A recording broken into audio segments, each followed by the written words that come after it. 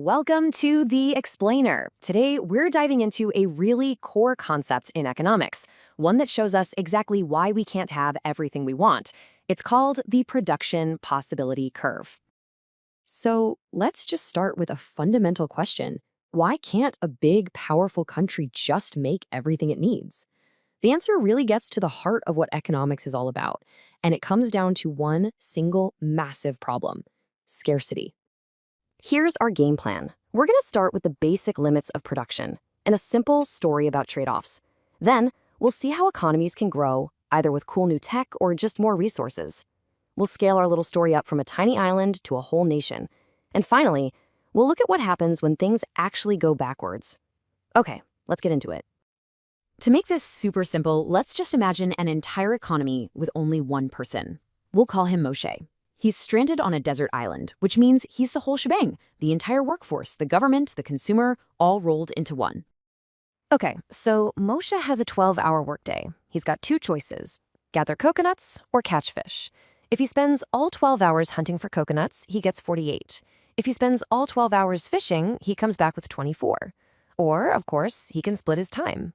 The key thing to get here is the trade-off. Every single hour he spends trying to catch a fish is an hour he can't spend getting a coconut. Now, if we were to plot out every possible combination of coconuts and fish that Moshe could produce, they'd all form a line on a graph.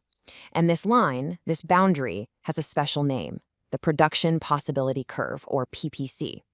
It basically represents the absolute maximum Moshe can produce with the time and the skills he has right now. This curve creates three really distinct zones. Any point right on the curve means Moshe is working at peak efficiency.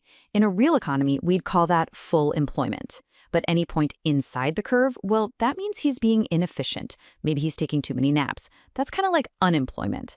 And what about any point outside the curve? Well, that's the dream. It's totally impossible with his current setup, an unattainable goal. For now, anyway.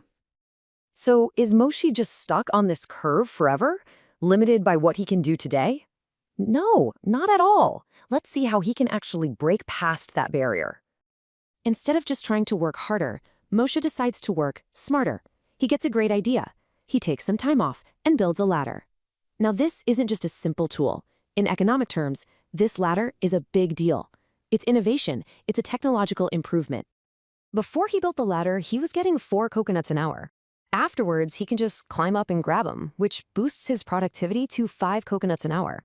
Now, notice something really key here. His fishing skill hasn't changed one bit. This improvement is only for one specific task. And that one simple improvement has a huge impact. His maximum coconut haul for a full 12-hour day jumps from 48 all the way up to 60. And this is a perfect illustration of what a technological improvement does to that PPC. The whole curve doesn't just move, it pivots outward from the fish axis. See, the max number of fish he can catch is still the same, but now every other combination he could choose gives him way more coconuts than before.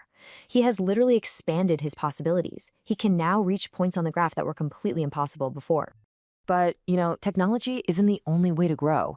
What happens if Moshe can't think of a new invention, but he can just put in more effort? What happens if he increases his resources? So let's imagine Moshe decides to sacrifice a little bit of his downtime. He increases his workday from 12 hours to 15 hours. In his one-man economy, his labor is the main factor of production, and he just increased the supply. And here is the crucial difference. When you increase a fundamental resource, one of those factors of production, the entire curve shifts outward. Now he can produce more coconuts and more fish at every single point. This is what economists call true economic growth. It's a total expansion of his production capacity. Okay, this island story is a fantastic little model, but how does it actually apply to a complex, messy, real-world economy? Let's zoom out from Moshe's island and apply these same exact principles to an entire nation. A nation's production possibility curve gets pushed outward by the very same forces, just on a massive scale. Technological innovation, like a country's high-tech sector, that's just Moshe's ladder, but for a whole country. More labor, say, from immigration, that's just like Moshe deciding to work more hours. More capital, like getting foreign investment to buy new trucks and tractors, that's another factor of production. And even better infrastructure, like new roads and railways, just makes the whole system more efficient and pushes that curve out. But here's the thing. Growth is not a one-way street. It is definitely not guaranteed. An economy's production potential can also shrink, which means that curve can shift inward. So what causes that kind of contraction? Well, it could be a pandemic that reduces the size of the workforce. It could be emigration, where a lot of skilled workers leave the country. Factories closing down means you're reducing your capital. And then there's a more subtle one, depreciation.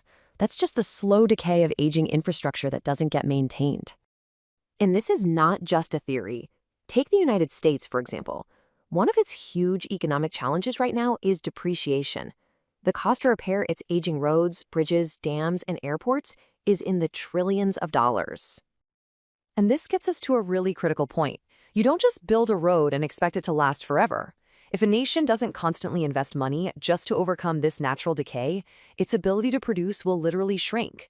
Its production possibility curve will actually shift inward over time.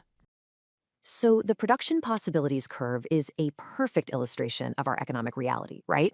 It shows us the hard limits of scarcity, but it also shows us the paths to growth. The whole game is about pushing that boundary outward.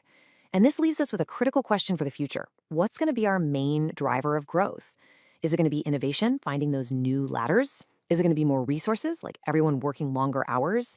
Or maybe, just maybe, is the biggest challenge just maintaining what we've already built? I'll leave it to think on that.